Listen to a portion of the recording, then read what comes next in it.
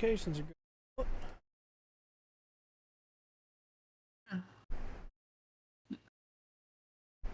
You should let the world know.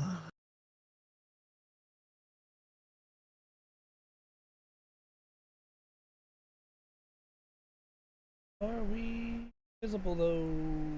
Is on Twitch? Oh.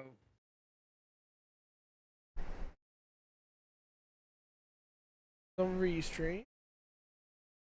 It's on I'm YouTube.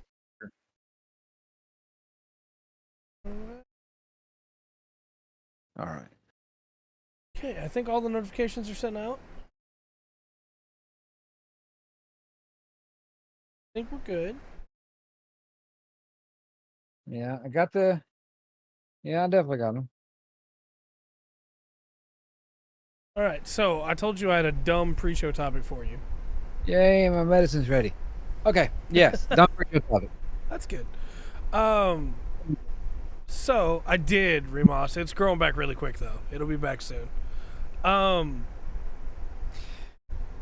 This has become a thing that's happened a lot, but I'm gonna give you the setup and see if you can guess it, and then I'll give you the idiocy is maybe the right term.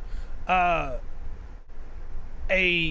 Hollywood studio, will tweet out an image from one of their movies and just say BTS from Oppenheimer. You know, talking about behind the scenes, right? Yeah. I'm sure you can guess what the response is almost every time. Well, if it, that BTS is going to mean something completely different to, people those weird people I talked about last week and quizzed you over. Those folks. That's why I wanted to use that today for the pre-show, because it happened again this week, right? Yeah. They put out a BTS from Oppenheimer, and the top response was, please stop using BTS to gain likes on your photo. Please stop using our BTS K-pop name. Yeah. Yeah. Yep. Stay behind the scene. Yep. Don't be lazy. Type it out. So, with that said, are there any other... Hey, Faith. Are there any other terms you can think of that have been completely co-opted like that? And now you can't use them. You have to write them out because you can't use the acronym anymore. Co-opt is the wrong word, I guess, but... Acronyms? Yeah. I can't really think of any off the top of my head. I mean, a lot of words have changed meanings. A lot of words have just been, have been given a meaning. Like, bet. No thanks, I don't gamble. Right. Yeah. That's what they're saying. It'll be back soon. Don't worry, chat. Hey, Dark. Hello, Doc. No, I can't really think of any. I can think of one that's not an acronym that stands out to me. And that's, if I tell you that my favorite Final Fantasy character is Sid, you're going to have a really hard time knowing which one I mean. I'm just going to ask which Final Fantasy. Yeah. Do that. Yeah, everybody hates it. My wife hates it. My parents hate it. It's fine. It'll grow back soon. It'll probably, honestly, a good amount of it will probably be back by Friday. Sure. I don't think so. I think, Gilgamesh is the same guy across the games, but I think most Sids are a different being. I think Sid the name, is Sid the shipwright. It kind of... Come on, Trey. It was not something that was intended to be. Right. Like they had it in Final Fantasy, and then just name him Sid and Final Fantasy. It just became a thing. It's yeah, okay. Yeah. Now, if the boat guy in Final Fantasy is going to be Sid. Yeah. I disagree that they all look pretty similar. Final Fantasy IV Sid looks like a dwarf. Final Fantasy 15 Sid is an old man. Final Fantasy 7 Sid is a 30s, 40s man.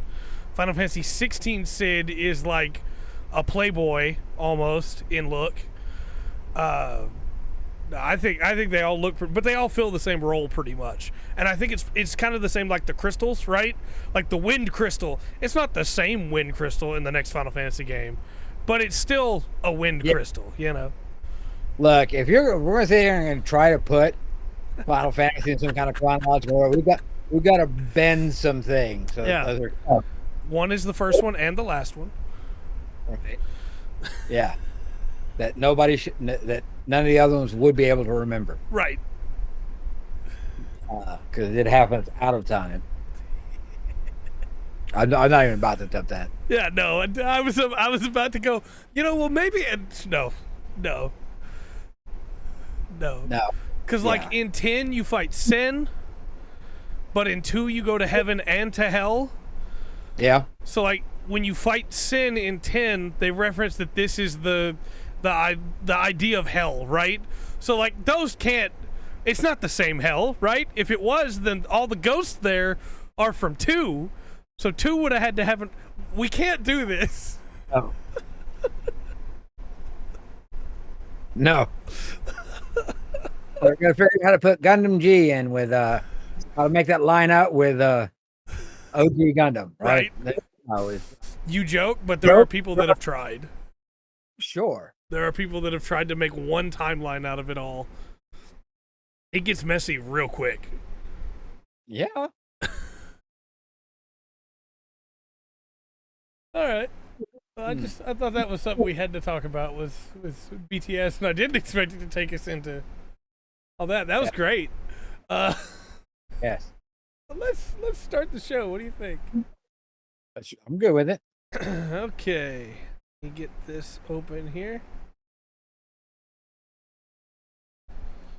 Hello and welcome to another exciting episode of the Full Spectrum Podcast. My name is Trey. I am Rungren. And we got a show tonight. We got some stuff to talk about. I'm really excited. Even though a lot of it is probably not going to be a long discussion, I think it's a lot of cool stuff. If you say so. But we will see as we go. Do we have a pop quiz tonight? Yeah. Right. I have some random questions for you. Okay. Just about different things. That's good. Let me get my scorecard going over here. I've been neglecting doing that. And do I have it here? Yes. Yeah, make sure I have my red pen. Red. That's fair. All right. Yeah, there you go. And now you froze like that. Okay, you're back. Okay, here we go. Going through that. I'll jump you over there. All right. So real simple one off the bat. Who is the superhero, the Green Hornet's sidekick? The Green Hornet sidekick. Yes.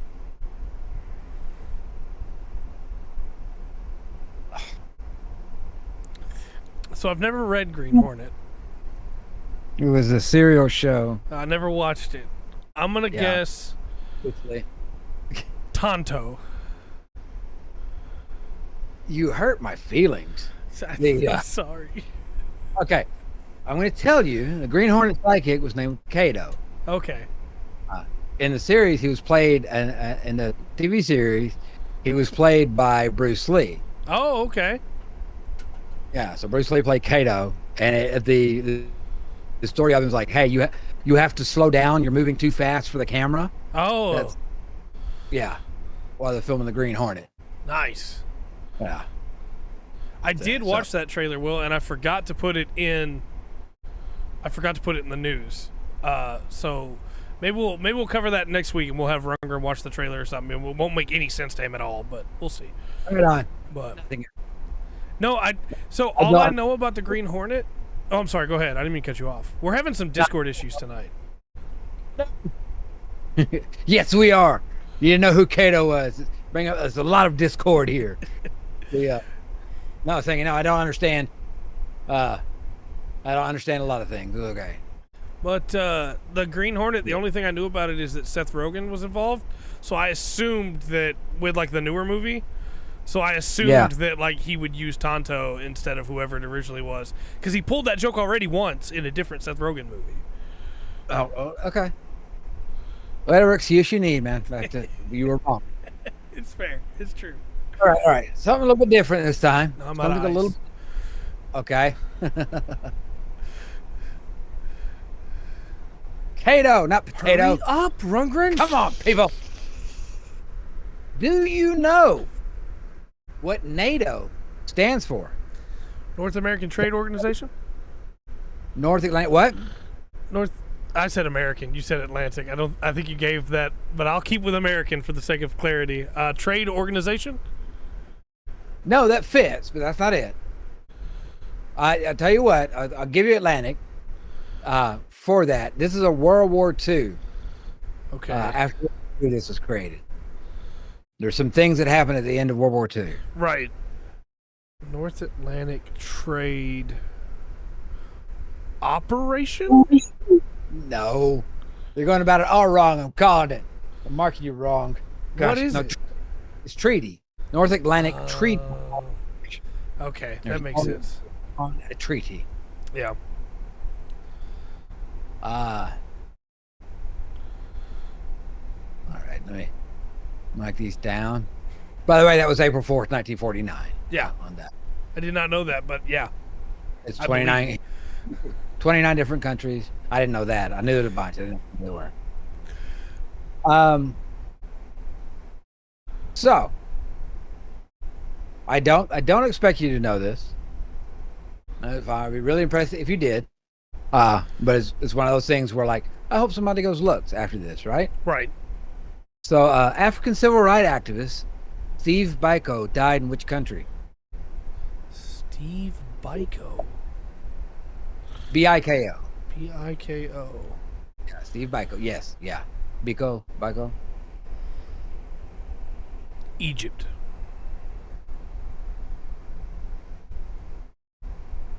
That's a really good guess. No. There is. I do believe there were some things in his life that dealt with Egypt, but as a whole, Africa and stuff like that. So it's a really good guess, man. I don't want to go into too far, but it was South Africa. Okay. And it was only 30. Not very happy. I'll do that. So this one, I feel. Russia. No, you didn't. You spelled Russia right. Onto that. Which unsinkable ship sank on its maiden voyage in 1912?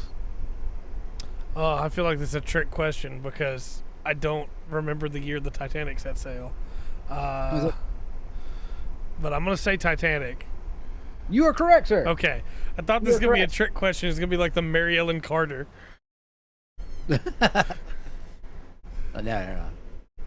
No. Also, just again, before anybody's like, Runger keeps cutting out. We're aware of the Discord issues. It's because, as it's been pointed out, it's over 100 degrees outside. Yeah. This late in the day. It's warm. All right. So, author Dick Francis wrote a few novels, and they all centered around one sport. Now, I'll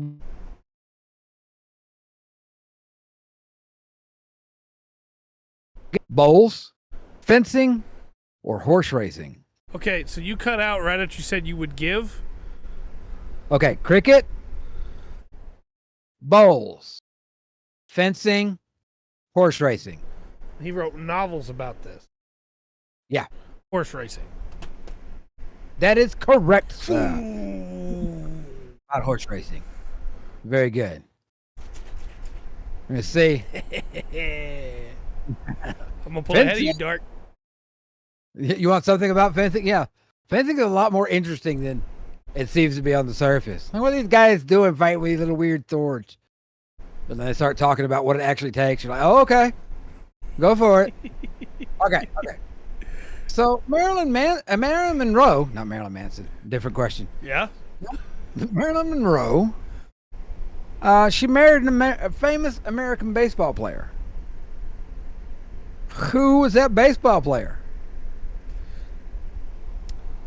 Todd McDugnut.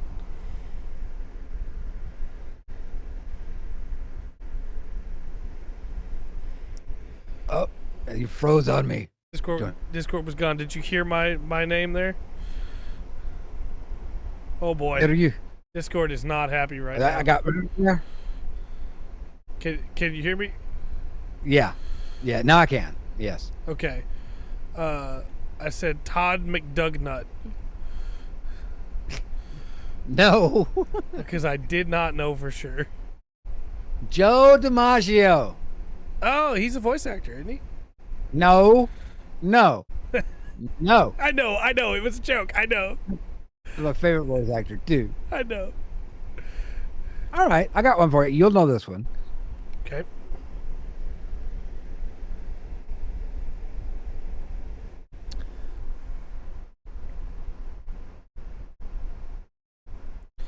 Discord is Are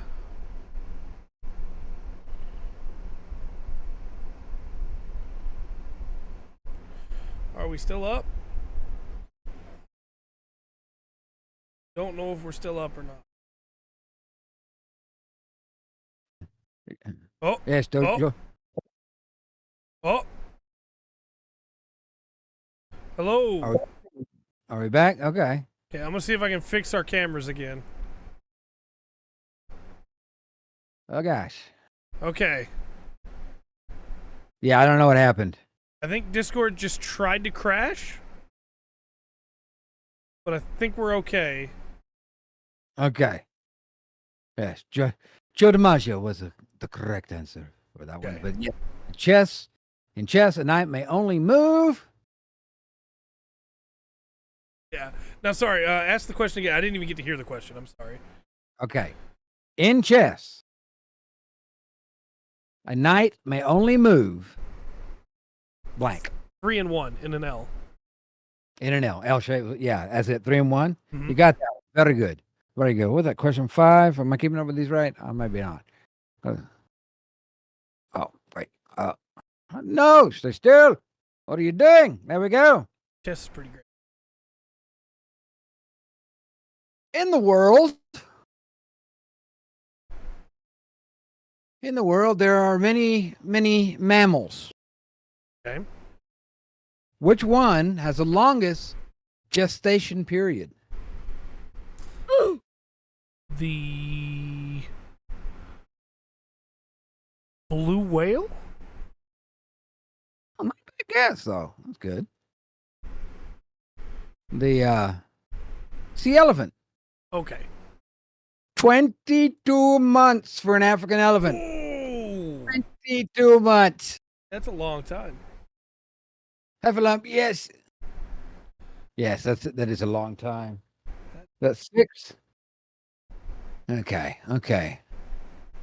The Indian elephant is like 18 months. It can go to 22, but they're a little bit smaller. Oof. Hillbilly and Faith both got it right. Excellent. Yes, very good. All right. So, the fifth. Can you hear me? Here we go. The Fifth Symphony in C minor was written by which composer? Fifth Symphony in C minor. Oh man. Okay. I should know this. Johann Sebastian Bach. No, that's 3 guesses for Bach. Which, look, bless y'all, love Bach, especially Elder Bach, Johann Sebastian Bach. Yeah. Yeah, fugue in G minor is amazing. Anyway, no, this was actually one of Beethoven's. Oh, okay. It was one of Beethoven's. It took him like 4 years. It's like 40 minutes long. It took him like 4 years to write. Right. Okay, hold on. Hillbilly got that one too. Excellent. Beethoven. Yes. Okay. I got another one for you. You got 3 more, right? Okay. The highest waterfall in the world is located in which country?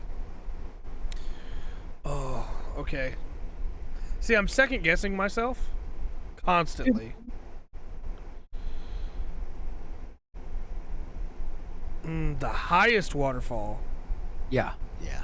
Not the biggest, the highest. No, the highest. Yeah. It's in Brazil, right? No, you're not far off though. We'll give Chad a chance to answer here. All right, give him a chance to answer. Got some good answers there. That's still wrong, but they're good answers. We got them, right? It's in Venezuela. Okay. Angel Falls. Of course. South America. Yeah. 979 meters high. That's pretty high. Yeah. I don't know how many eagles per burger that is. We'll have to figure that out. I didn't do the math. I'm sorry. Eagles per burger. Letters What's for that? Algernon. All right. Missed that one. So we got two more. Okay. Adults have how many bones in their body? This is a complete shot in the dark. 232. That's way too low. Right after I said it, that's way too low. No. It's 206. You were too low if I asked how many bones does a like a baby have. Oh, okay. Birth. That's 270. Okay. Weird little parasitic creatures. 214, 2. Everybody's on 200. Don't we ever shut that worse. All right. Somebody, here we go. All right, last one. Okay. Last one. Do you know which two metals pewter is made from? I'm probably wrong. I think zinc is one of them. And the other is graphite, right? Graphite's a rock. It's not a metal. Ah! No, you're wrong. Look, it's copper and tin. Copper and Well, tin. it's tin with a little bit of copper in it. Now, there is something like in ancient times, like if you just said copper, tin and lead, at least on the I'd have to give you that one. That is what Hillbilly said. So, good job. Lead, really? So I need to check over that. My favorite thing about these random trivia quizzes is that I don't feel bad when I don't know the answers most of the time, and I get to learn things. Because, boy, you'd be depressed today. Gosh. I may have some more randomness for you next week. Okay. Let's see about that. I do know the Muffin Man. He lives down Drury Lane. Sorry. He and I go way back, Dark. Can you tell by how fat my cheeks are? The Muffin Man and I get along really well.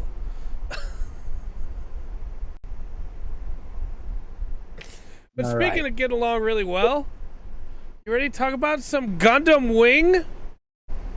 Yeah. Absolutely. Yes. Yeah. Now, okay, we're what, 10 episodes in? Yeah, 10 episodes in. 10 episodes in. This is Japan going, you know what? We need to make Gundam big in America. And it So worked. we need to write more American story. And this is Gundam for America. Yeah, it absolutely worked too. Gundam Wing exploded over here. Yeah. They know what they're doing. You're animating too. Hey, a 2 on that test is pretty good. Yeah, Not gonna lie. that's okay. Gundam Wing is good. 10 episodes in.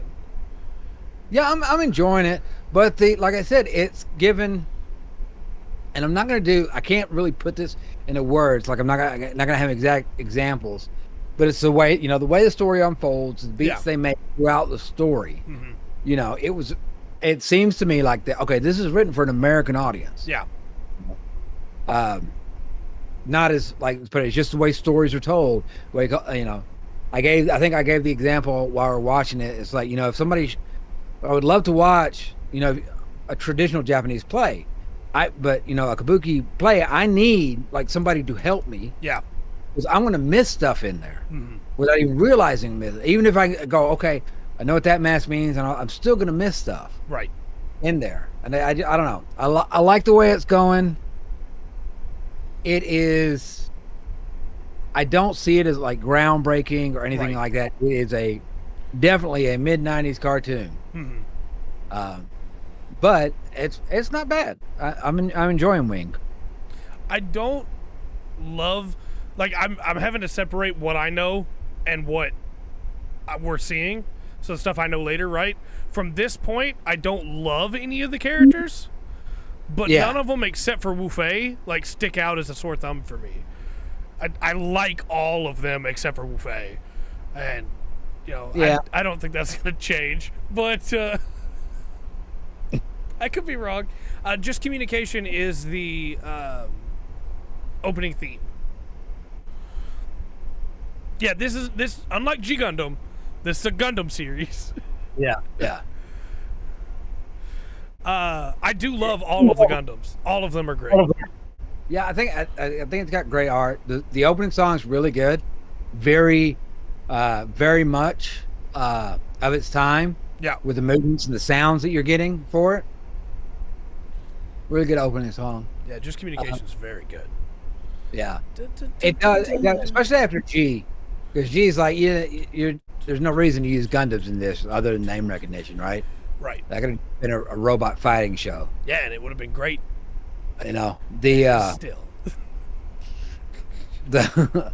but it is up in at least these first 10 episodes, the ones I have seen so far. Yeah. It's kind of retelling and reframing OG Gundam. I think they did it on purpose for an American audience to kind of introduce the original idea of it. Yeah. My Reflection is the Endless Waltz opening theme, and it's so good. That's the movie for Gundam. Yeah. For Wing. Okay. I was rewatching it now. I really disliked Relina on my first watch through. She's not as bad as I remember her being. She's a girl. She had cooties. You're not supposed to like her. Right. Gosh. Man, the first time I'll Kill You did nothing for me. This time, when he shredded the envelope and leans over and goes, "I'll kill you," I was like, you know what? You know what? I like this guy.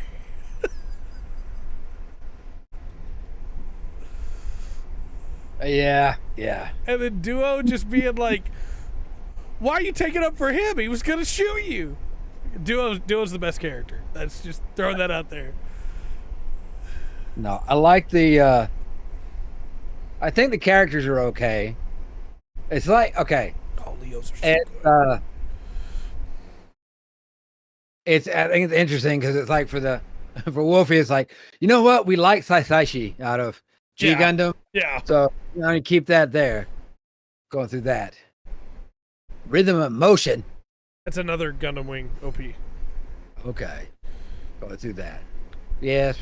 Also, yeah, like as much it does feel much more American. That's my biggest takeaway from it. It's not a bad thing, it's just a different thing. Yeah. There's a lot more. There's not a lot of lasers. No. They're using cartridges. Mm-hmm. And they've got impact weapons. The Heavy Arms has a full like Bowie knife that he flips out on his arm. Yeah. Lots more explosions. This is I do believe this will have the highest kill count at this point of any Gundam there. If they don't, not necessarily getting shown on screen. Right. They're just blowing crap up left and right. Yeah. Like one Gundam shot's taking out 3 of the robot, Like that. I love the Leo. It's so wonderful. Now, I think that's my big takeaway from Wing is all this has done so far is reaffirm for me that Wing has some of the best suits in the entire series, from Gundams to regular mobile suits, Yeah. And then, hey, the characters are pretty fun. Yeah.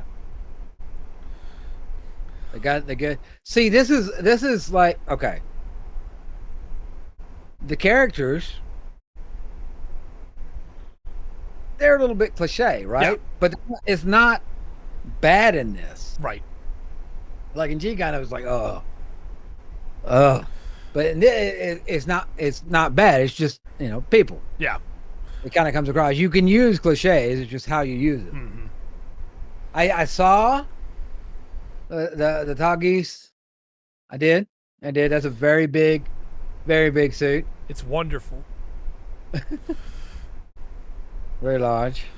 I do really love, like, where we're at right now. The Gundams are basically unstoppable.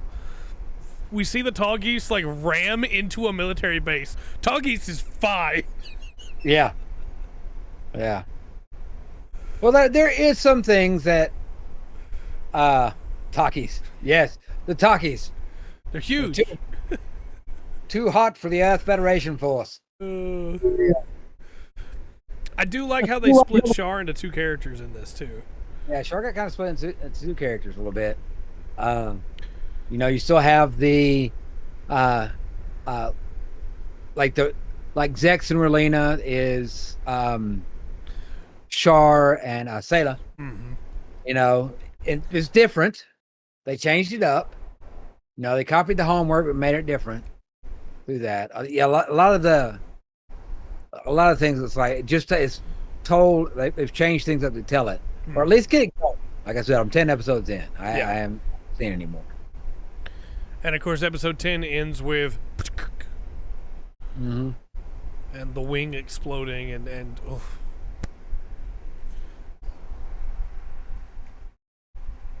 I also love the Wing Gundam, so it always makes me sad to watch that.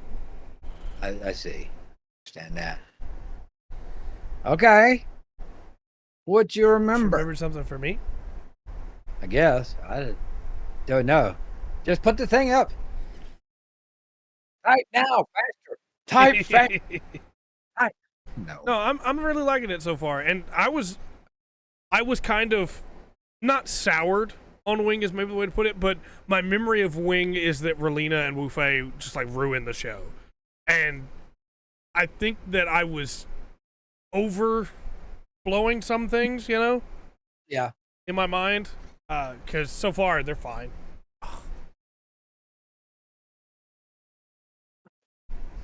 So, Trey, if you would, kind of extrapolate the first 5 episodes and where the series is now, or the first 10 episodes, where the series is now from where it began, and if you think you see any growth in character at this point. So, 5 pilots descend to Earth in these robots called Gundams. The Earth is currently fine, and the colonies are not. Hiro Yui tries to kill Relena, but he fails. He also tries to kill Zex, but super fails against a Leo somehow. In the first episode. You didn't show the right one. I know, but it's the one I had close to hand. Yeah, well. From there, he meets Duo.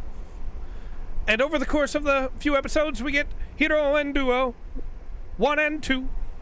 2 peas in a pod. He's the first, he's the second. But Hiro steals his Gundam parts, so Duo gets real sad. Meanwhile, Katra and Troa are playing music for like 2 episodes. And when Troa leaves, Katra wants to cry because he wants to play music with him again. All while Wu Fei is kicking bombs at mobile suits and talking about how women suck. And Zex just wants his home back, so his homeboy Otto says okay. And then he gets his home back. And Trace has this lady named Lady Un that was a corporal. Now she's just a lady. And she really likes to kill people with her own 2 hands. So she becomes a terrorist. But it's okay, because she's got Trace to back her up. And he's letting little birds out of a cage. But then they come back to him. Just like Lady Un does. Did I miss anything other than Dr. J? Yeah. Dr. J with his little tiny glasses and his maybe mechanical hand. It comes up like twice, but it's not really clear. He's really wonderful. And I like him a lot. And I kind of wish he was a main character. Because he's really cool. Not what I expected to see when they said Dr. J. Okay, that's not. And he looks like Dr. Wiley. Yeah. To that, but okay. Okay, there we go. Thank you for that. All right. You ready to move into weeks? So that's no on the character growth. Oh, sorry. Yeah. No, I think the character growth that we see is, in a weird way, it's Noin who gets the most character growth in the first 2 episodes. Like Hero definitely gets some because he goes from wanting to kill Relina to not being able to do it and protecting her. That's definitely an arc, right? Right. But it's Noin that goes from, hey, we're doing everything great to, oh no, to, all right, well, I'm going to stand up to a superior officer now. Yeah. I like Noin. Yeah. Yeah. All right. Very good. Very good. All right. Let's move. Oh, what's your favorite mobile suit? Real quick before we move on from the first 10 episodes. Which one was your favorite?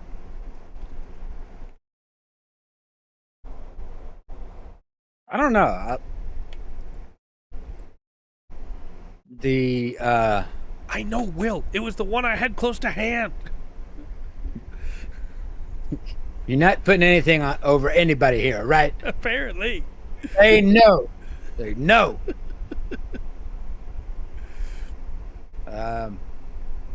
I'm not sure. They're all kind of unique. Yeah.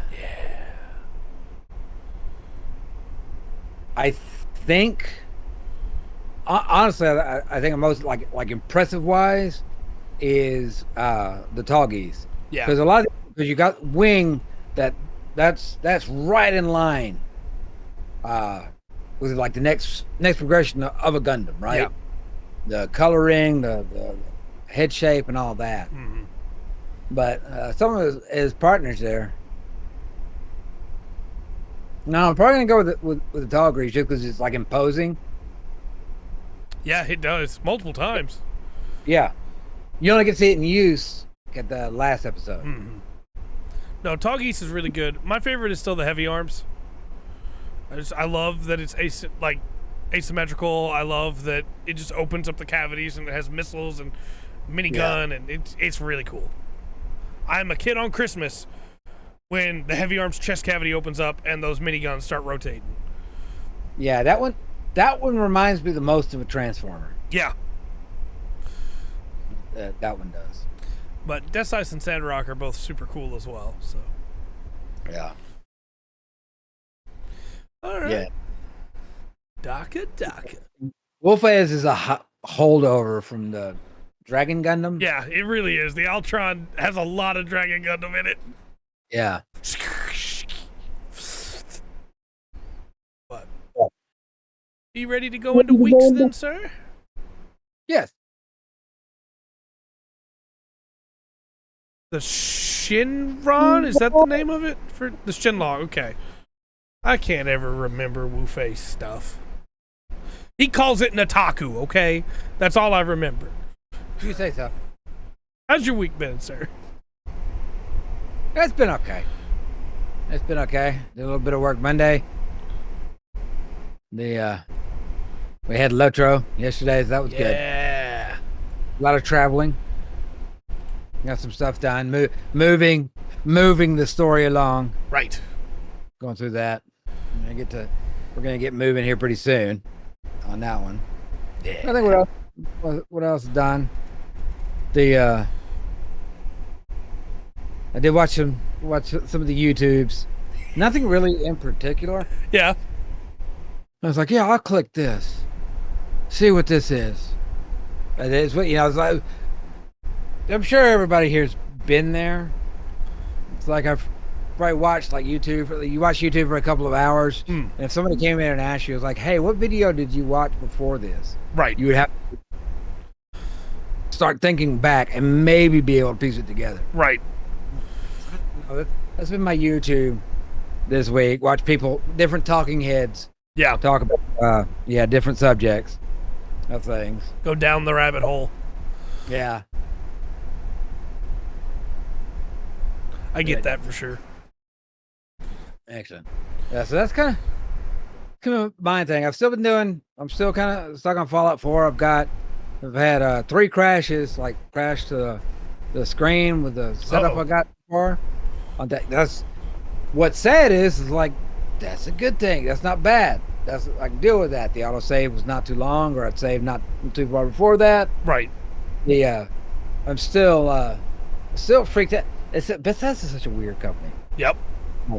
Well, it's like one of the biggest things for me right now doing this, what I've been is going to Boston and running around.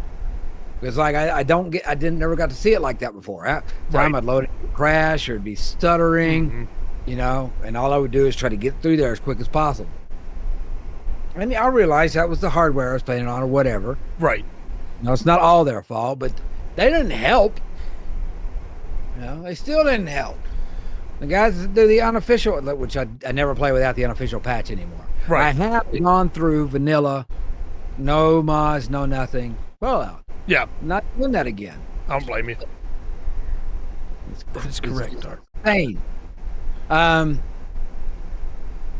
then we watched. We did get to watch some Gundam. Yeah. Not bad. I think it's a strong. It feels back to Gundam. It feels a little bit.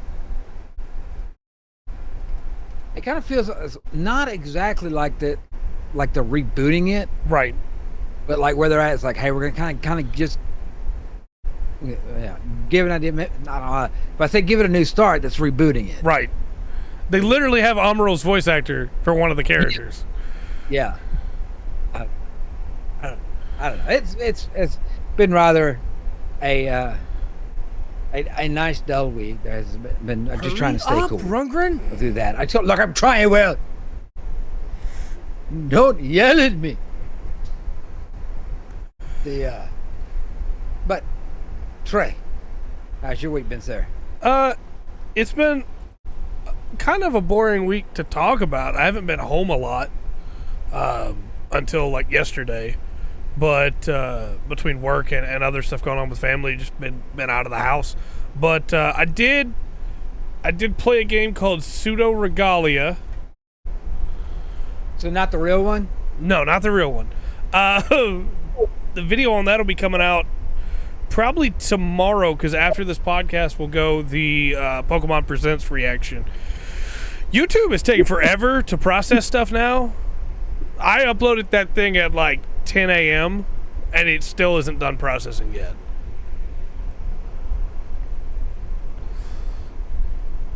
Okay. Yeah, Wu-Fei's a weird one. But Pseudo Regalia is a Metroidvania that is made to look like a PS1 game. Okay. And has some of those same design choices in it. So like you can grab onto a ledge, and when you do the flip up afterwards. And immediately I was like, yeah, this is made to feel like it felt on PS1. Everybody's a blockhead? No, it is that, but also it's still using some of like current tech to try and give more definition and everything. Your main character is a furry. I did not know that when I bought the game, but is a furry horned rabbit that is not wearing pants. But gameplay wise, it's actually pretty solid. It's got a movement ability that I unlocked right towards the end of the video, where you have a like wall kick, right? So you can kick off walls. Okay. But if you're away from the wall when you do it, you do like a dash towards the wall. No, it's a girl rabbit with horns. So it whistles while she runs. Nothing's modeled down there, but never mind. I don't want to play. When you kick a distance from the wall, it actually has like a full air dash almost animation where you can toe off the wall to get higher instead of just going like off. And it's got a weird combat system that I kind of like, sorta.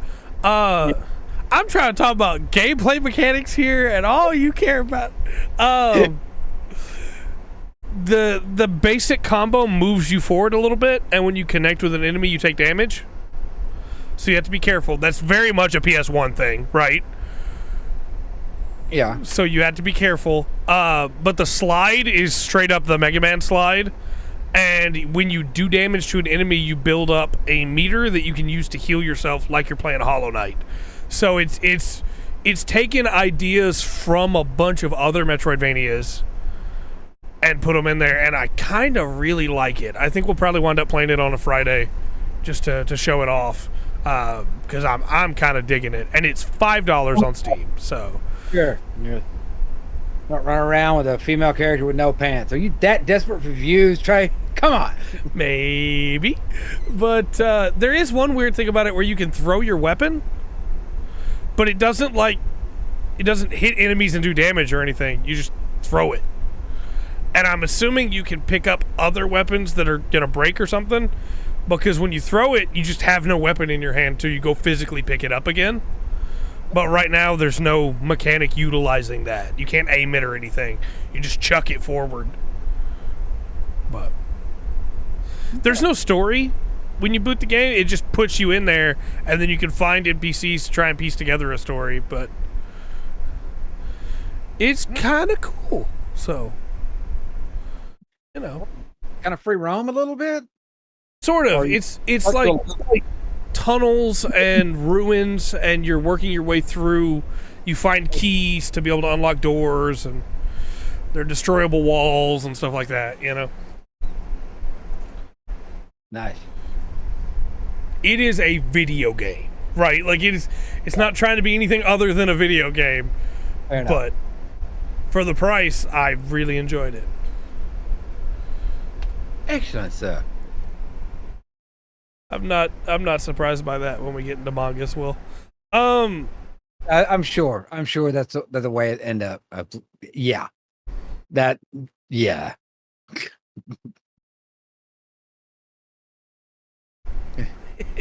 Yeah. The sound effects when she runs by. I'm just saying you should check out the video if you're at all curious, because I do think it's really well made, even if it very clearly is somebody's like, this is not a team that's made a bunch of games before, but it's still really well made, I think. Pseudo Regalia. Yep. $5 on Steam. Cool. Still been playing Trails into Reverie. Of course, I am almost done with Act 4. I can bring its name back up again real quick. It was on screen for like 4 full minutes, but that's okay. Pseudo Regalia. There you go. Really interesting, fun game. I like it.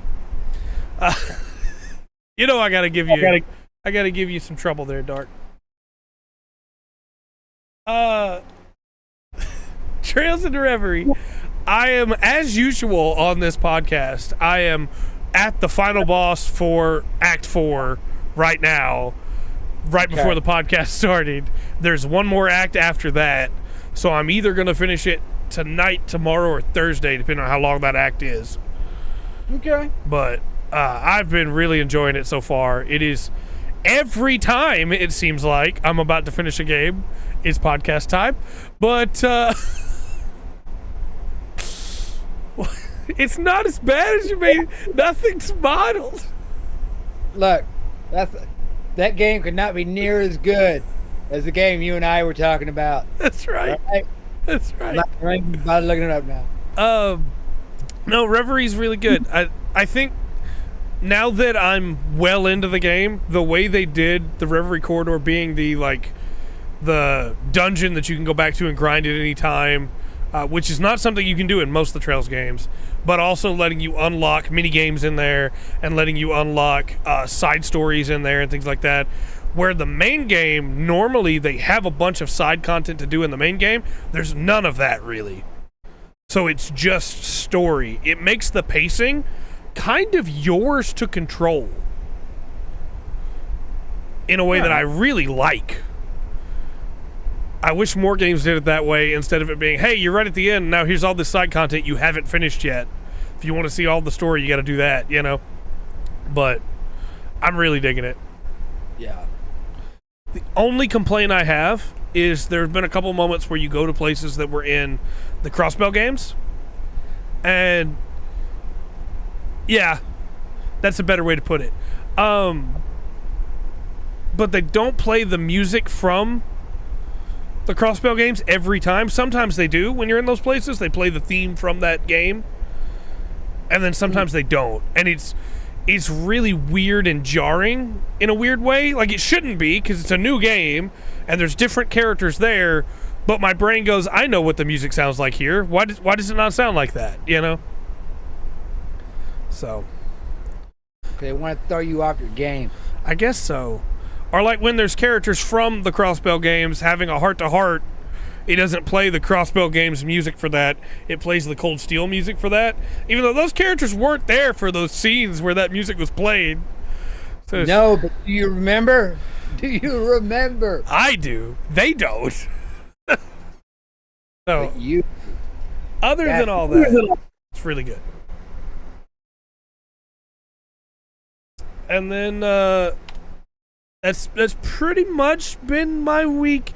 Not too much more going on there. I put a little bit more time into Guild Wars 2, trying to get those expansions done too before the new one comes out. Once I finish Reverie, I'm gonna knock those out, and then Armored Core, and then I'm good until November, basically. So I can start working on other stuff then. You say so? The Zelda review hasn't come out yet. The Final Fantasy 16 review hasn't. I have just been beating games constantly since Zelda came out. But apparently you haven't, because you're still playing them. Right. They're just really long. Look, I don't want to talk about that, okay? There's some good games coming out, and I'm not going to have time to play them. He had forgot one. I did. Yakuza is in November. Sea of Stars is coming out on Game Pass too, so I don't even have to buy it. So I need to play that, but like, and I still haven't finished High Five Rush. Look, Goaty's gonna be tough. There's really good games coming out this year. Not for me. That's fair. Time. That's fair. No, the demo's out. Sea of Stars is coming out 2 weeks from now, I think. 1 week from now.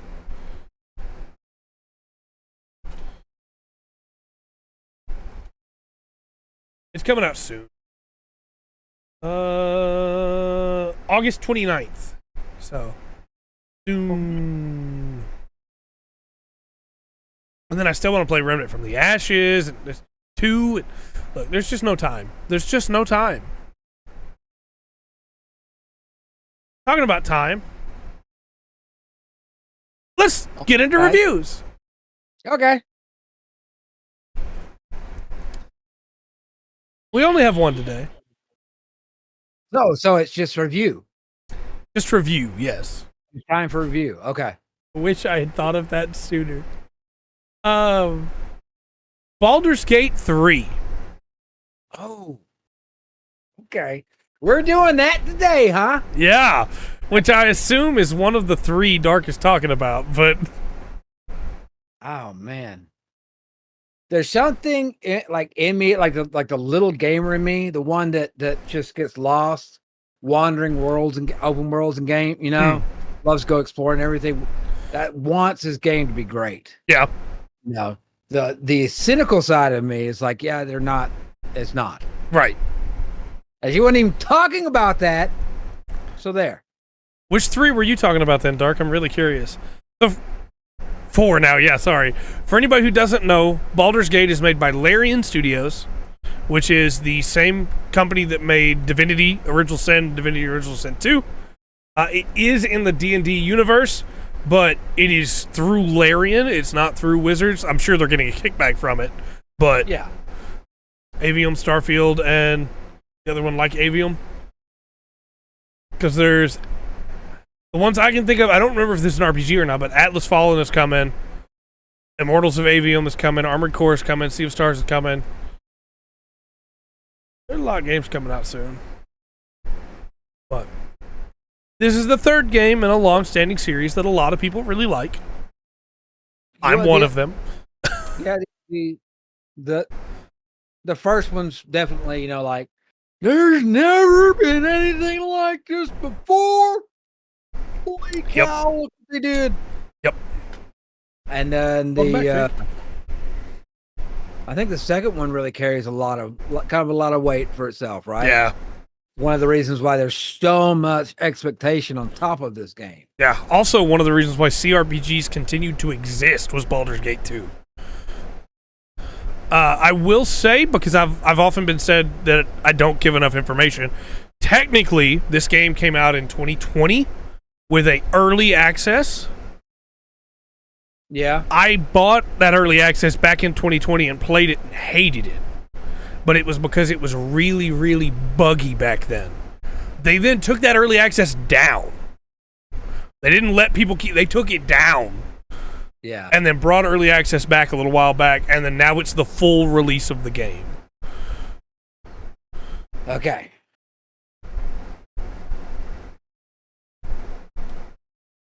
All right, I'm going to go 82. Okay. Nice diplomatic face forward. What are you thinking, Chad? Hey, in the 85, I'm sure Waverly's going to be 86. Right. Do that. Got a good chunk of the 80s already covered. Yeah. Well, between me and Faith. Right. A 93 from Dark. Okay. Dark. I'm kind of wondering if Dark's going to say about, like, I want this to be a really cool game. Right. Out of 24 reviews. Okay. 95. Really? Wow. Will had the 83 too, so you had 82, he had 83, Faith had 85, Waverly had 86. Yeah. You expect it to be good? Fair enough. Fair enough. Yeah, that goes over the 80s. We know, Waverly. 86. So since we only have one game today, I figured I'd read 3 reviews for you. All right. That's very dark. The first one's from Gamers Heroes. It says, Baldur's Gate 3 is nothing short of a masterpiece. The story is incredible, the world gorgeous and immersive, voiceover and writing of the highest quality, an amazing soundtrack. Everything comes together in near perfect harmony. It's not only the best RPG of the year, it's the RPG of a generation. Okay, look. Let's listen to Bethesda's bullcrap. This is the most important RPG ever made. Yeah. Like, you don't know how to make an RPG. Just make a decent game. Yeah. Oh, gosh. All right. I'm sure it is a big deal. It's got a lot of pressure on it. It does. Mm-hmm. Game Rant says, Baldur's Gate 3 is something special. Its complexity is intimidating, but sticking with it and learning has such a high reward threshold that it's hard to not recommend the sequel to even the most casual gamers out there. It has heart, it has style, it has the multi-year effort of a studio that obviously loves its source material. The mind-blowing size of the game itself and everything contained within is a testament to Larian Studios' dedication to its craft and commitment to bringing something incredible to the gaming public. The blend of the various D&D systems into the game is almost flawless in its execution, and the math and storytelling combo does a 1-2 punch on almost every other RPG game out there. High quality and astoundingly fun, Baldur's Gate 3 may just become the kind of game that old and new fans can agree is something extraordinary. I got one more for you. Okay. From Worth Playing, Baldur's Gate 3 is everything an RPG adventure should be. It's appropriately epic while also spending time with the small moments. It allows you to feel powerful while also rewarding you for being clever and avoiding trouble. It offers a class fantasy of everything from a stalwart paladin to a hellish abomination, from fast-talking trickster to rage-filled barbarian. It has its quirks and flaws, but they usually add welcome texture to the game. Perhaps, most importantly of all, it captures the feeling of sitting down and playing through a D&D adventure with some friends. Okay. I'm thinking I believe it's gonna be a high recommended score. Okay. It'll be like, yes, play it. Always play it. 98. Okay. Right there. 98. I'm gonna go a high recommended.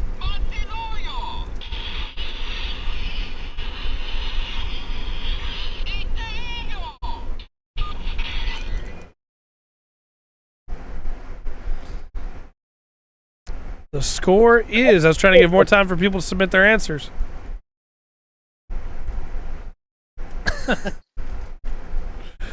The score is 100%.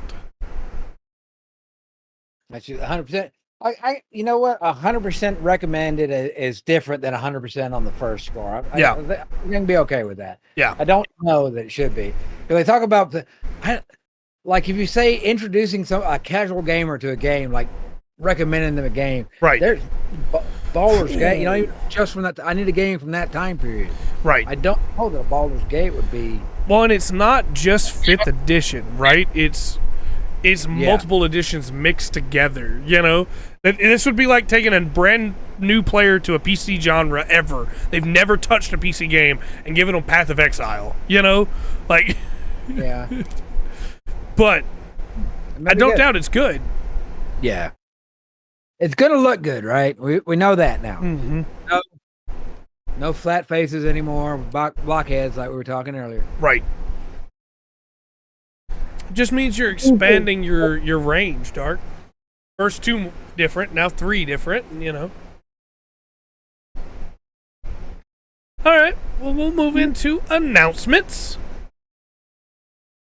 We'll start off with the Pokemon Presents news. I'm going to be honest with you, I was pretty disappointed with this Pokemon Presents. You remember the last one that we got to watch together that wasn't at 6 a.m. in the morning trying to get it out?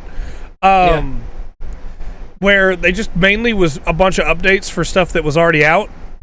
Yeah. That's what this one was too, pretty much.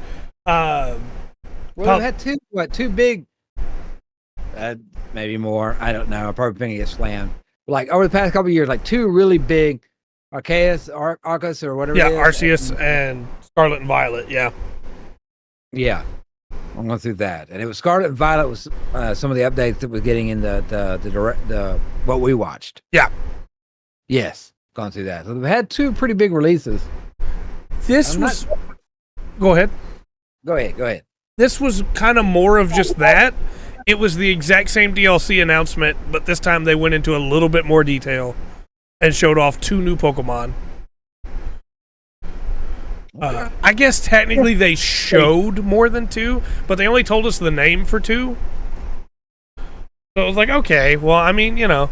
But then stuff like Paldea Pokemon from Scarlet and Violet are coming to Pokemon Go. Of course they are. Mewtwo's coming to Pokemon Unite. Of course it is. Mewtwo and Mew are coming to Scarlet and Violet. Of course they are, you know. Like, the only cool stuff to me was, hey, there's going to be a new Detective Pikachu game called Detective Pikachu Returns coming out October 6th. Okay. There's going to be a Path to the Peak anime, which is about the trading card game. Why not, right? And then there's going to be a Pokemon Paldean Winds anime about Scarlet and Violet. It's like, well, those are cool announcements. There's some cool ideas there. Yeah. But everything else was, hey, we're adding Nemona to Pokemon Masters EX for its 4-year anniversary. Great. Cool. No new Pokemon Legends news. Nothing about the next Pokemon game. Nothing. Okay. Well, then I made the comment in the reaction because they mentioned that they're bringing Pokemon Stadium 2 to the Nintendo Switch Online stuff. Why not? Why is there not a Pokemon mini games game? They did it for Mario Party, but Pokemon Stadium 1 and 2 were pretty popular on the N64. People loved those mini games. Why not just put that?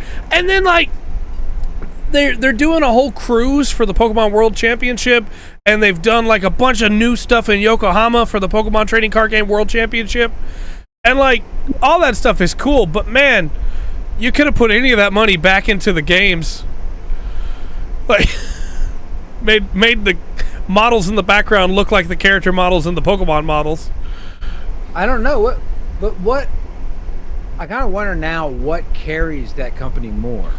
It's probably trading cards. Or probably trading cards? Yeah. Okay. So why wouldn't they focus on that, I guess? Yeah. Just made me sad. I want new things. Yeah, just Pokemon is an IP where you have so many options, so many opportunities, and they're just playing it safe.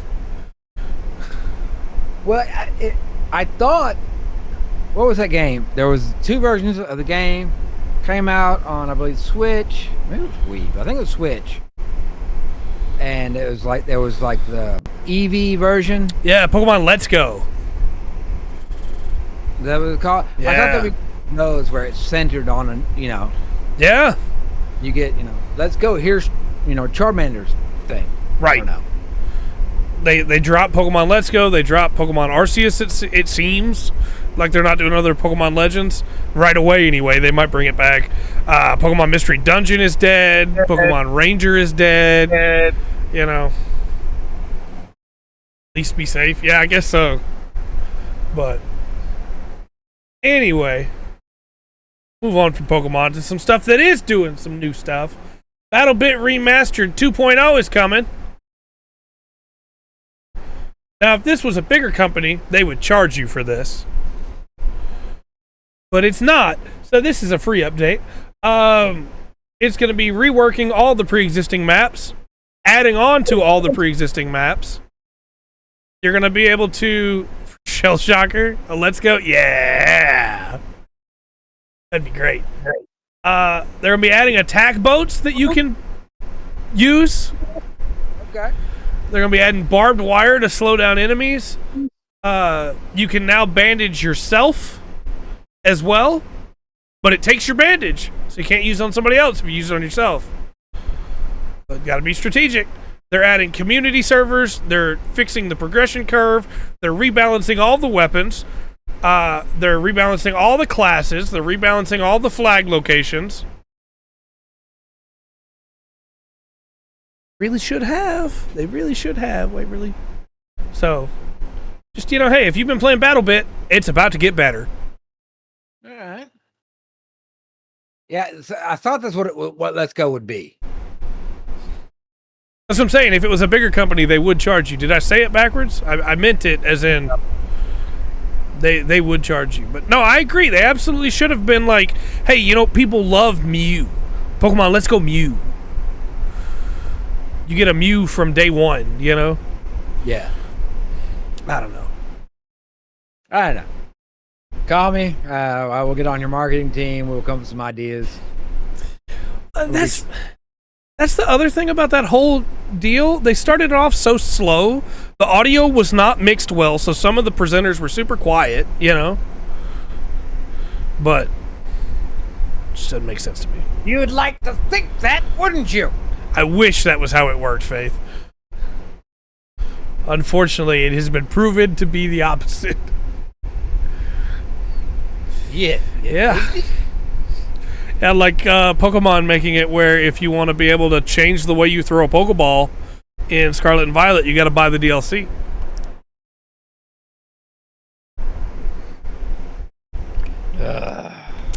So, our next announcement is a weird one. Grand Blue Fantasy... I'm sorry, no. Grand Blue Oh, man, I get the right title here. It's such a... I hate the way these games are titled. Grand Blue Fantasy versus Rising.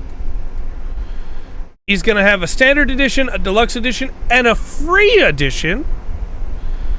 Okay. Where you only get 4 characters, but you get to play it without having to pay a dime. Hold on. Which is weird, but cool. Yeah. No, I think that's like an MMO strategy, right? Yeah. Yeah, you're gonna have the free version. Yeah, you can play it. But if you want, you can pay us money and get some cool stuff. Yeah. I don't know. Kind of depends on what's in the versions, I guess. Yeah, and they do say that some game modes won't be available in the free version, and we don't know which characters it is yet, so it really does depend on that, but try the free version. If you like it, buy the full version, I guess. I don't know. Not a bad idea for games to do, depending on how it's done. Well, it's like look, when the companies put out the demo that you can play, and guess what? Demo goes to the main game. Yes! That's cool. Every demo should do that. Yes. This next one is something. I've been trying to give good news, bad news, good news, right? Yeah. Red Dead Redemption 1 is an old game. Yeah. There has been a rumor for a long time that Red Dead Redemption 1 was getting a remaster or a remake. Yeah. Which, honestly, I mean, that you got the engine made already for Red Dead 2. That seems like a slam dunk. People love the first game. You just redo it in that engine and you're good, right? You're gold. Well, they're not doing that. They're not remastering it. They're just porting it. And the port, coming August 17th, is $50.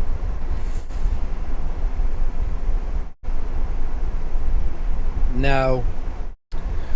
Yeah, where's Red Dead Revolver, huh? Right. Forget that one, huh? That's my favorite one of the three, honestly. Tell you the truth. Tell you what, don't do that. Can you redo Gun? Right. Gun would be great. Anyway. But yeah. it seems really terrible to me to go, not only are we not remastering it at this price, it's just the same game that you can already get on PC. Like, you can get it on PC for like pennies on the dollar. Yeah. $50.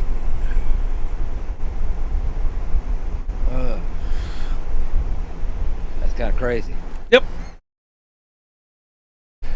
And then, you know, if you just want to keep the bad news train rolling, it might be good news depending on how you feel about it, but Street Fighter 6 is crossing over with TMNT.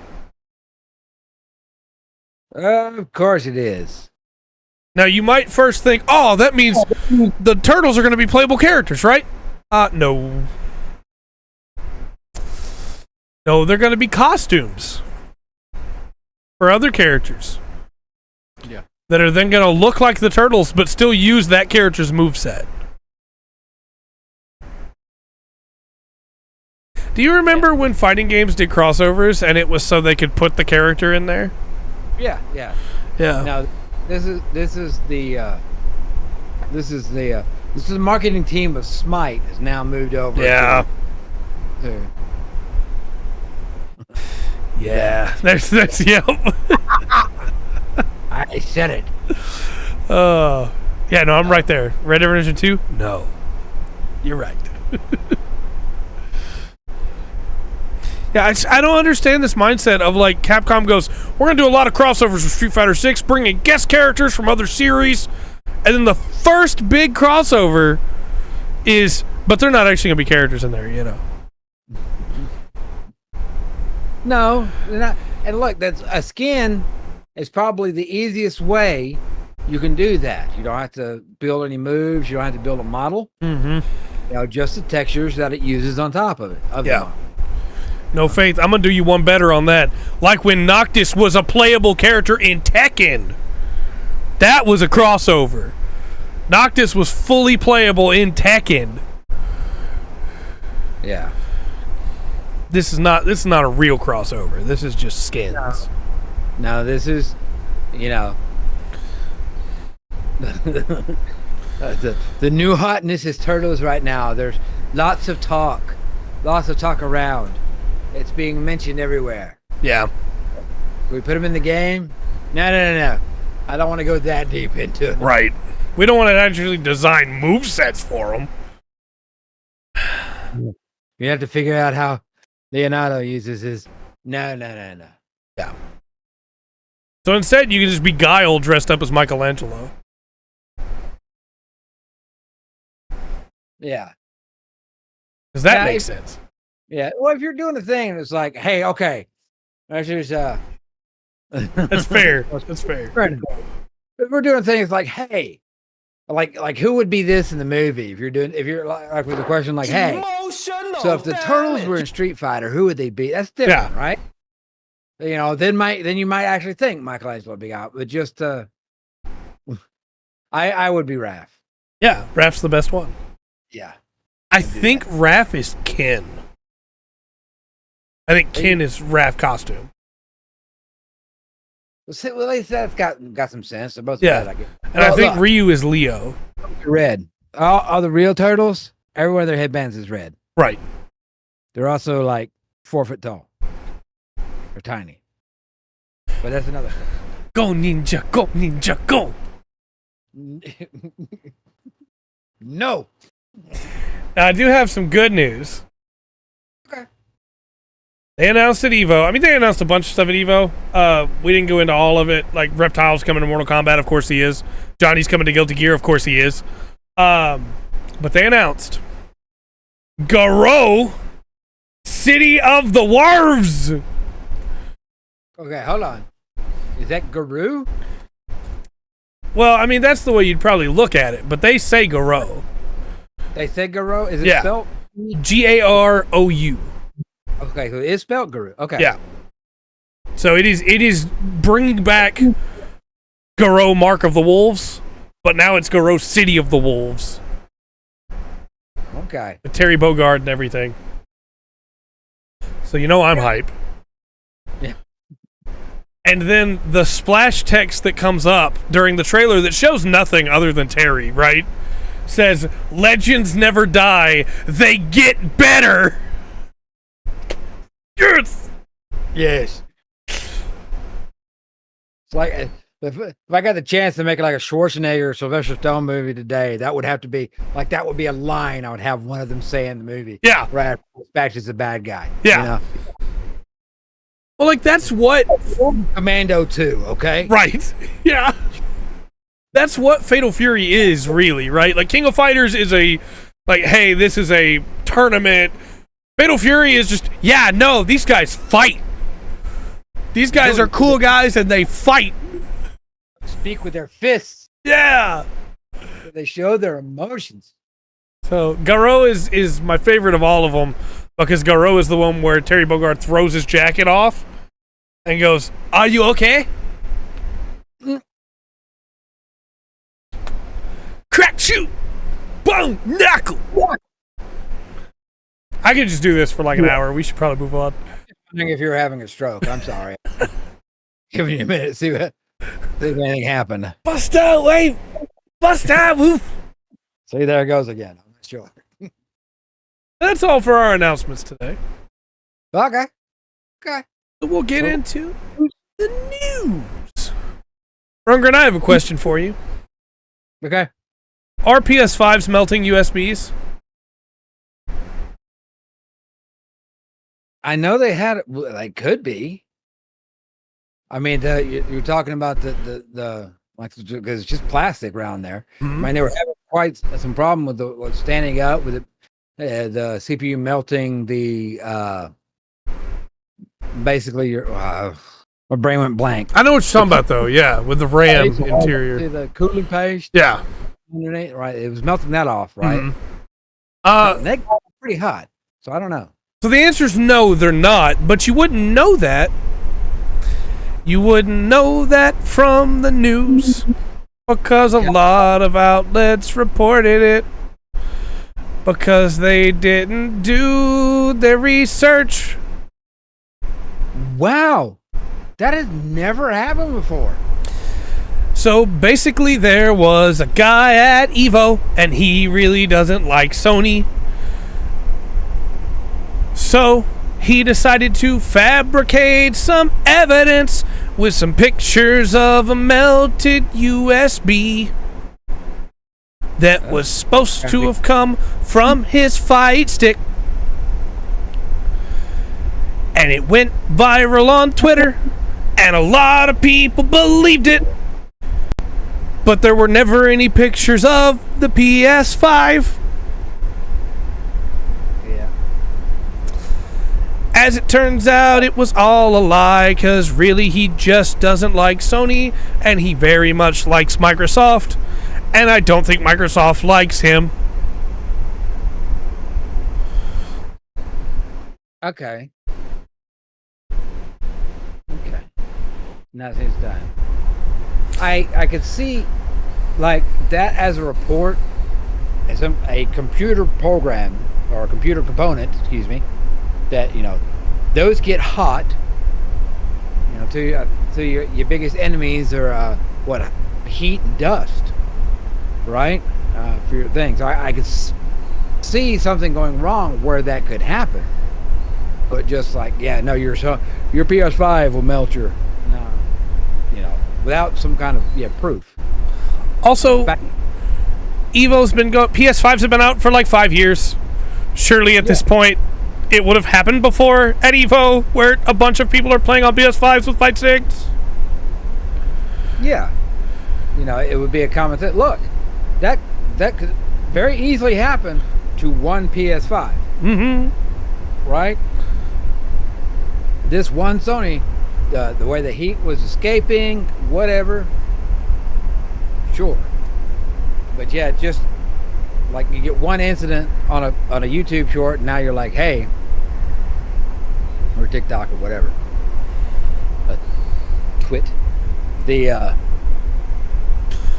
a thread, an X, whatever.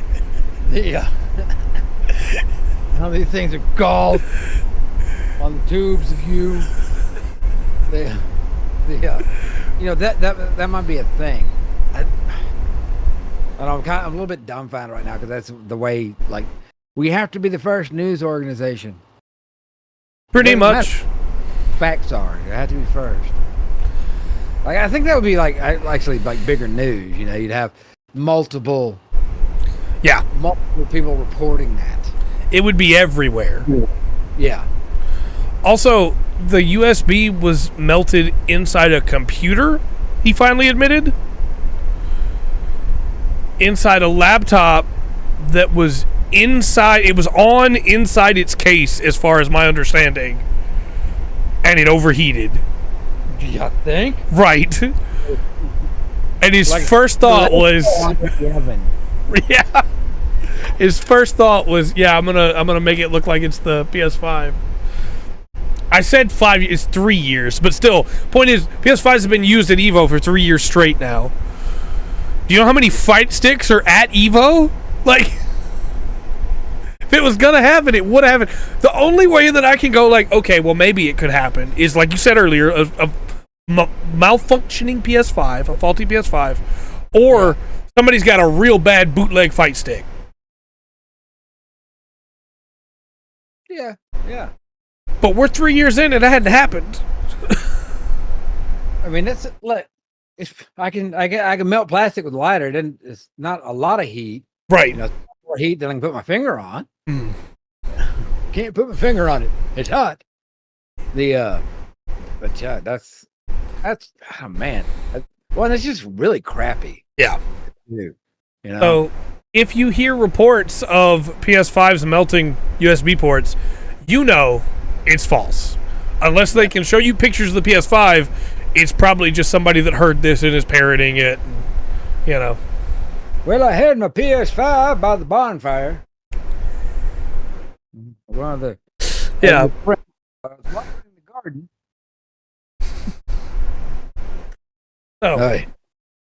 What a start, right? Our next bit of news, hopefully, won't be quite so frustrating. Right? I am kidding. So, Magic the Gathering is crossing over with Fallout, Final Fantasy, and Assassin's Creed. Your desperation is strong with this one. My guess is that they saw how well the Lord of the Rings one went. And so they jumped.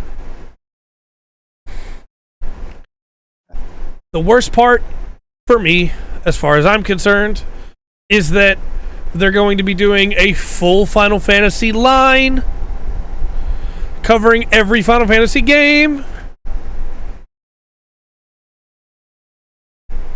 Why? I'm not going to buy these, but I'm going to want to, and it's going to frustrate me, because I'm going to see the art, and I'm going to go, man, I want that garland, but I'm not going to do it. I tapped 2 islands. Cloud Strife. Also, at some point, doesn't this just kind of undermine the entire structure of Magic? Much like when Doctor Who crossed over with EVE Online.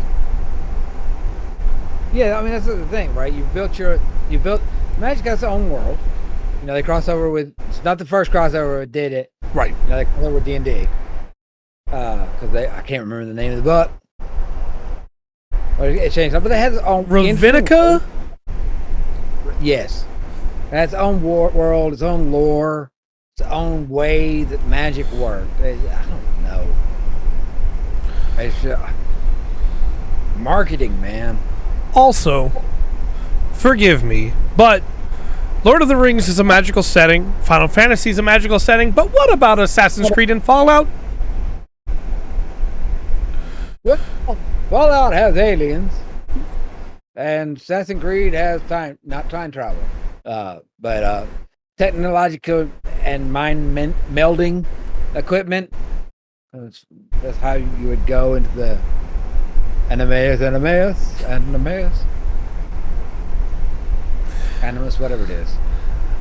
I just don't understand why Ezio has to go be a magic card, and he'll probably be black, I guess. What else are you gonna do with an assassin? I don't know magic well enough to guess. Well, see, that's the whole thing. Like, black was like necro magic, right? And blue is mind magic. Red is your fire, your lightning. It's your physical damage. Green is nature magic, the divine heavenly magic. That's the white cards. And it's I don't know. They have, like I said, they have its own lore. Dark purple. So like 3 blues and a red or something like that. Right. 3 islands and a mountain. I was frustrated enough when 40K crossed over with magic. Like, it's just dumb. It doesn't need crossover. Yeah. Oh, Gundam. I like Lord of the Rings. I don't want Gundams attacking Gondor. Yeah. No. I agree. I don't. I did find a wonderful comment under the announcement that says, "I can't wait to venture into the tomb of annihilation while being tempted by the ring just for Sephiroth to leap of faith onto the battlefield wearing a suit of power armor." Yeah. That's what it's being reduced to. You had an IP, and this is what you're doing. Dark, you tell me that's what you want, but then you don't watch the Gundam series where it's Dynasty Warriors but Gundam. You don't watch those shows just because they're SDs. You tell me you want to see Gundams attacking stuff, but you don't want to see Gundams attacking ancient China.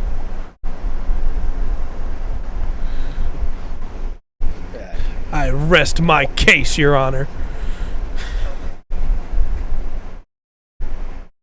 See, this people sometimes might be like, man, Dark and Trey just really sniping each other all the time. It's like, yeah, that's the fun of our friendship. That's the best part about it. See? That's fair. If they made it not SD, I would also watch it, just clarify. I haven't seen it either.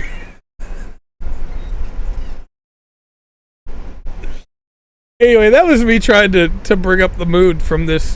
Why are they doing this? Like, I know why. Money, but look, if you think about no, I haven't. Yeah.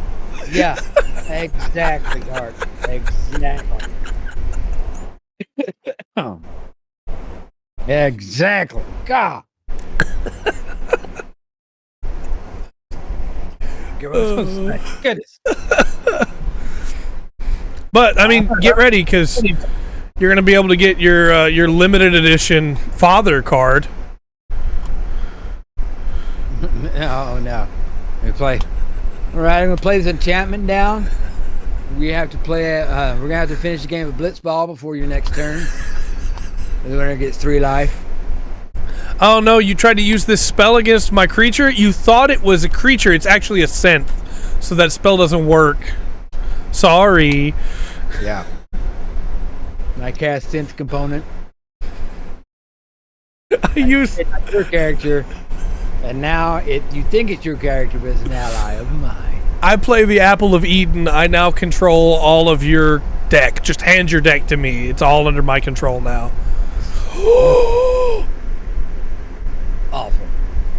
Does this mean they're gonna make a card of the Pope from Assassin's Creed 2?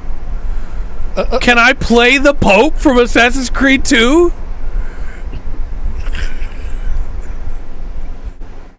Yeah. Anyway, the Darkwood devs are shutting down. And this is, I understand why they're doing it. We'll get into the reason why, but this is a weird thing because they just announced a new game 2 weeks ago. It's only going to go one way or the other. Right. So they say specifically that they want to thank everybody that played their alpha for Soccer Kids. That's the game they announced 2 weeks ago. They've released a few patches since then. They're happy with how people like it. They're now focused on trying to finish the 1.4 update for Darkwood. And then after that, they're going on hiatus for the foreseeable future. Maybe in like 5 to 10 years, they'll try to come back together again. You're a dev team, not a band. Right. They specifically say that working on these games has caused a unhealthy work environment and like affected their personal lives. It's been destructive, as they put it, to their personal lives. And so their families are their top priorities, and they should not be affected negatively by our work. So we have decided to be best if we part ways. Yeah, sometimes it's a sacrifice. Mm-hmm. So, you know, it's sad for people that love that team and the work they've done, but if that's what they got to do for their family, it's what they got to do, you know? Yeah. But the thing that I wanted to mention in this, though, that I think is really interesting, and I think is, like, obviously the fact that they're ending is newsworthy, but they specifically ask, if you're a developer or publisher who wants to keep working on our games, hit us up. Okay. So they're not just abandoning them. They're actively looking for somebody to take over the games, which is interesting to me. But yeah, just you know, little hey, sometimes that's how it's got to be. Next up, Remnant from the Ashes 2. Let's say Remnant 2 here for the sake of the screen and the space on the screen. They're looking at adding crossplay. And I think the reason they say looking is because this game recently passed 1 million in sales. They didn't expect it to sell that well, right? They are a small team. This is their third game. Are they under the Sony or Microsoft or Nintendo umbrella anyway? So this is just them wanting to make it where people can play the game together. Okay. So they've got to look into how to do that. They've never done it before, you know. Yeah. And since they're not with any other companies and they don't have agreements with them right now, I don't know how that's going to work for them. So it could be a while before this happens, but it is something they want to do. Well, it's a little bit, and I think it's a big reason why you get all kinds of games now, right? Yeah. But in the old days, it's like you had, and maybe it was with, maybe even up into the PS2. I'm not sure. I can't really. I'm not an expert on this, but it was like, okay, this is a machine, and this is the game software. Yeah. Right here, you use this to write a game for this machine. Yeah. And it seems now it's not quite like that. Most games now are made on PCs. Right. They have to have. Well, it was still. It was still made on PCs. Right. It wasn't built in the game. Right. But they were in that framework. Yeah. Now like Bethesda had you. If we wanted to make a game, and we had the talent to do it, we could pick from Unity, we could Unreal. I don't know if we could use a creation engine. I guess that would be for mods, but it's still an engine out there. There's a whole lot of options, and then even if you use one of those, you can take any one of those and go, okay, now it can be played on Xbox. Yeah. Now it can be played on the PlayStation, something like that. Yeah. I worded that really poorly too. I meant that most games nowadays are made for Steam. Like they're specifically made with Steam in mind. So I don't know what the differences on the back end are between Steam Framework and Microsoft and Sony. Yeah. Well, I don't want to get too deep in it. 'Cause there's levels of language you go Right. in the computer from what the machine, the machine's ones and zeros. That's all it speaks of, and then we get pictures and stuff. It's bizarre. It's magic. Yep. It's what it is. But not Magic the Gathering. No. Wizards wouldn't let everybody else use that. Right. I've got one last news story for you, but we're about to have an ad. So I think I'm gonna take another drink and wait till after the ad to get into it. Fine. Wait till after the ad. Just as a reminder, though, to those of you who are watching on YouTube, not seeing the ads, appreciate you as well. I know you don't get a lot of the fancy tools the Twitch side gets. We're glad you're here. And, those that are watching later and aren't getting an ad, we appreciate you as well. Every view and every share and every comment and every like and every anything helps. So, thank you. 100%. I built up to that ad and then it didn't start. It just says ad starting soon. So, all right. Let's talk a little bit about Skyrim Grandma. Okay. So, you brought it up to my attention that there is a reference to her in the Starfield trailer. Yeah. And that's cool, right? She was reached out to about it. Now the ad starts. Why does it give me a countdown for the ad if the ad doesn't start at the end of the countdown? I don't think there's any guarantee in terms of service for any of the things we use is that it'll work. Yeah, it's fair. In fact, I'm pretty sure the wording in there is like, hey, may not work. Nothing to do about it. We're not going to give you the actual numbers on how often it works and how often it doesn't. You'll work through it. Yeah. Figure it out. Gotta have some surprise. Yeah. All right. So, the ad has ended on my end. I don't know if it has on everybody else's end, but she was reached out to for comment, Skyrim Grandma. And she said that she specifically is not in the game. It must have just been a reference to her. Yeah. And then she was asked how excited she was for Starfield. And she said she's not.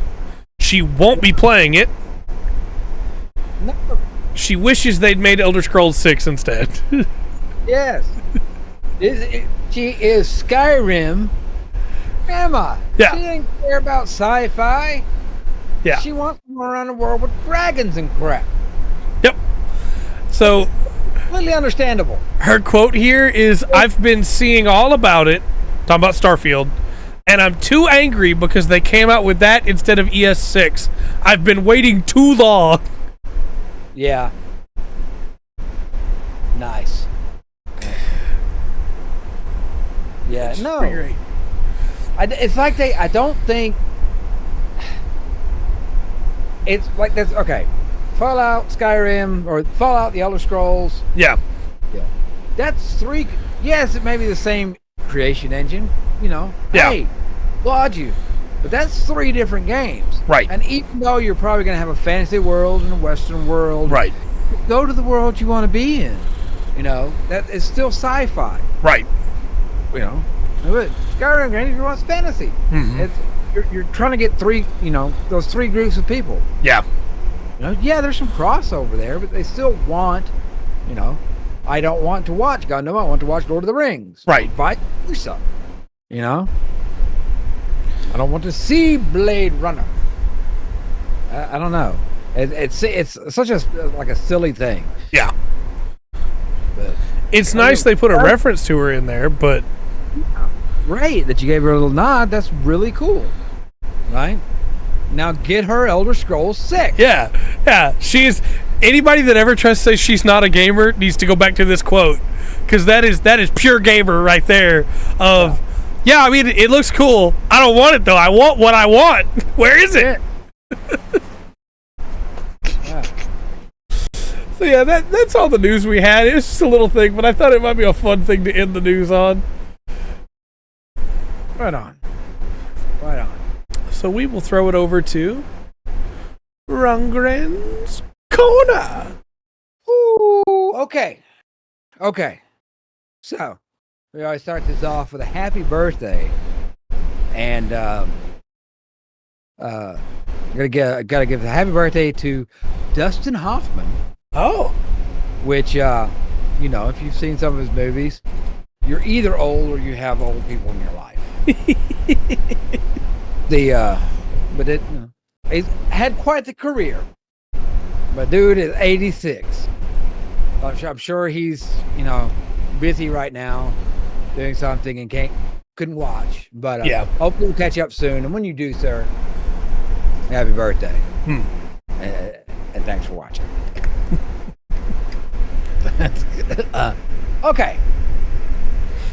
So not a big news story, but I got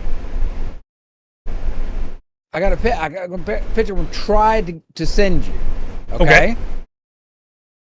Because I've got to talk about another felon. You know, we went over the Otter,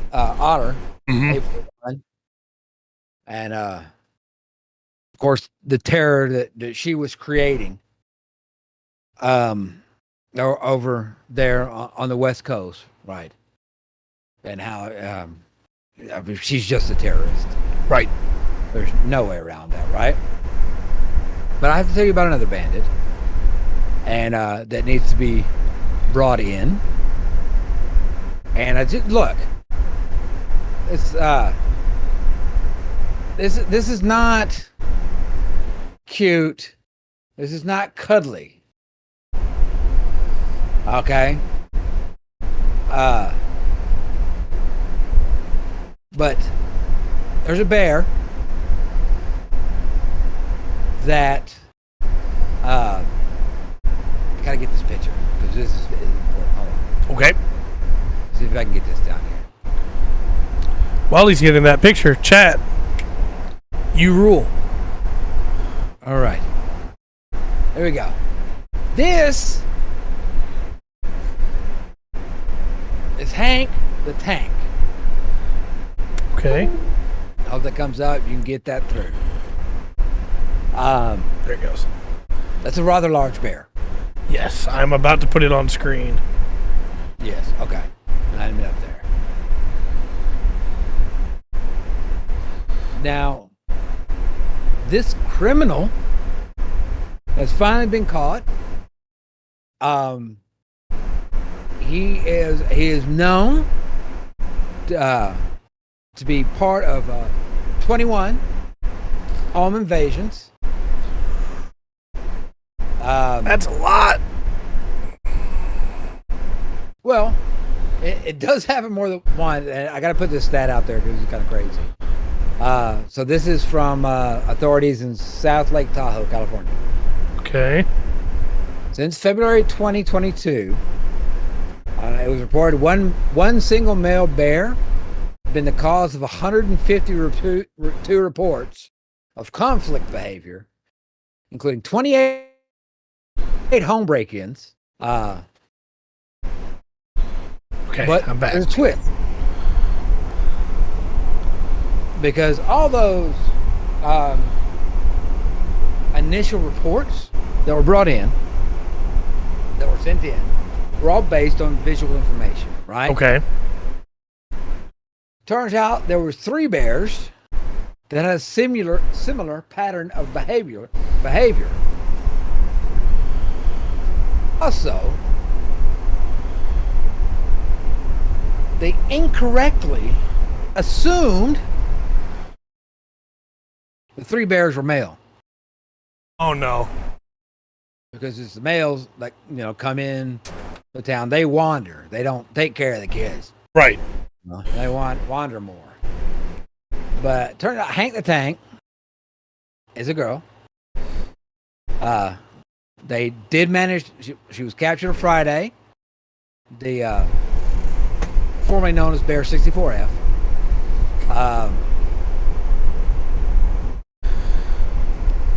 The deal is, and I've set all this up for this part, right?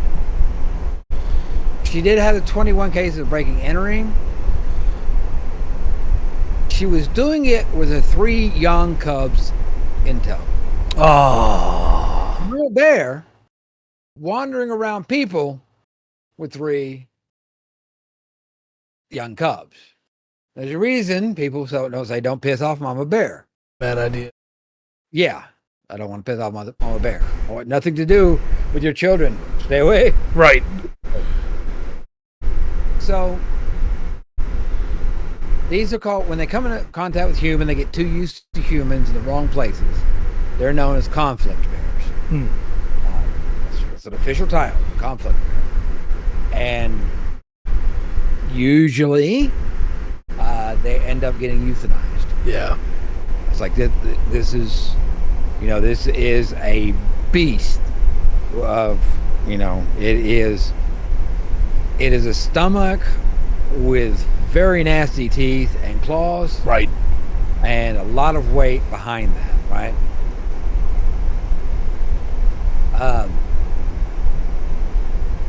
But the Bear 64F, formerly known as Hank the Tank, first known as Bear 64F, then Hank the Tank, then is 64F again. Right. Is not an ordinary conflict bear. The more homes that were vandalized in the ritzy waterfront community of Tahoe Keys, about 100 miles east of Sacramento, Okay. the public came to the defense of Hank the Tank, blaming the bear's behavior on unsecured garbage cans and habitat encroachment. Okay. Yes. People really liked this. Yes. So there is, got a lot of bit. I don't think it went everywhere, right? But it got enough movement that people were noticing this bear. And yes, I said before, if something goes wrong between you and an animal, 99.9% of the time, it's the person's fault. It's your fault, right? You've done something wrong. Leaving unsecured trash out. Yeah. In bear country. Bad idea. Don't do that. Yeah. There's many places around the U.S. you can't say, well, dadgum raccoons got in my trash. Well, did you seal it? No. Well, that's on you. Right. Right? What's that? And look, sometimes you can seal it, and with raccoons, it doesn't matter.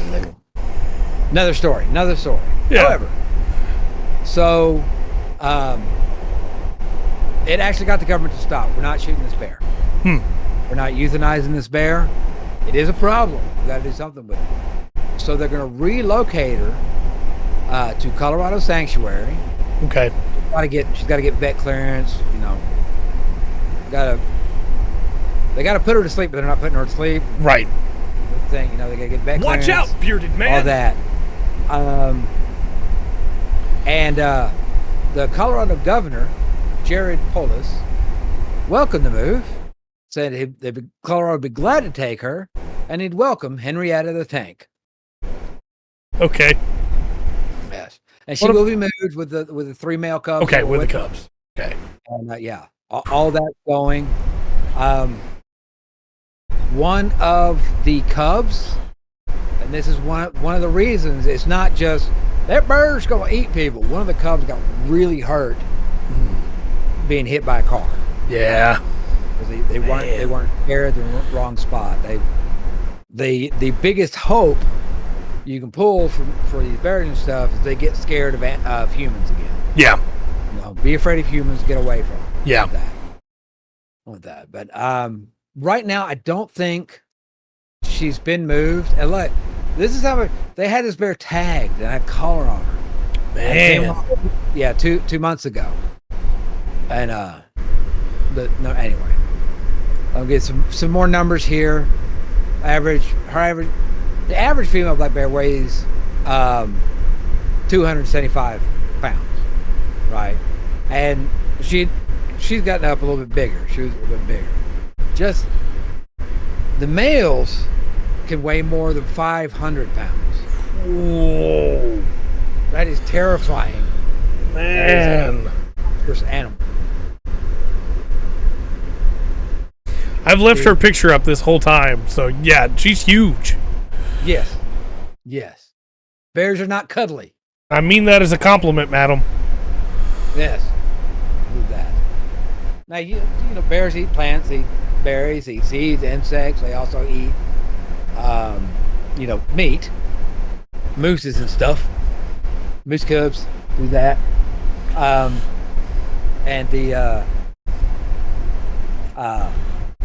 last report they have before the capture was somebody had was the one of the cubs was caught eating a 2-gallon tub of ice cream that had got out of a neighbor's trash can. I guess it was melted down, or maybe he was just eating the tub. Man. Yeah. So everything's doing good. Of course, there's the warnings out. Yeah. NPR did the story first. We're talking about, hey, secure your garbage. Right. Get bear-proof containers. When they can't get the food, they're going to leave. You don't have to worry about them.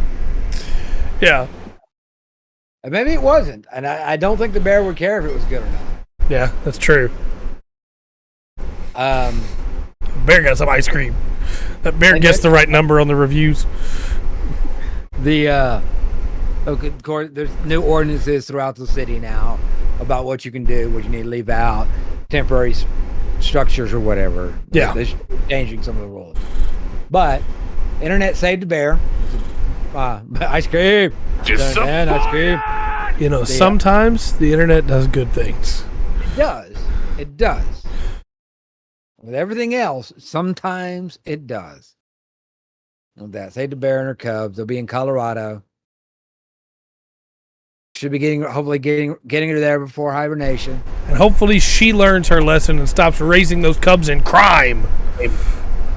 Yeah. Do not pass that on to your children. Goodness. Don't do that. She said, I mean, look at it. It's a big, fluffy, cute-looking bear. Don't hug it. Yeah. Don't hug it. If you do pray, it doesn't hug back. I don't want to hug it, but not a good idea. But that's what I had. The story of Henrietta, the bear. I appreciate you sharing that. We'll throw it over to your assignment then. You finished Eternal Threads. Yes. We got the best ending for one person. Everybody's alive through that.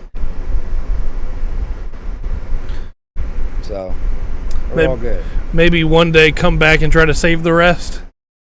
We'll try to get. We saved them all. Oh, okay. We wouldn't quit until we had everybody out of that house. Good. But then we found out when we finished it that they could have like a best ending. Like that could be a lot. Oh, okay. Because they had a little heart by their picture with the little heartbeat symbol through it. Yeah. Okay, they made it. And at the end of it, Tom's was green.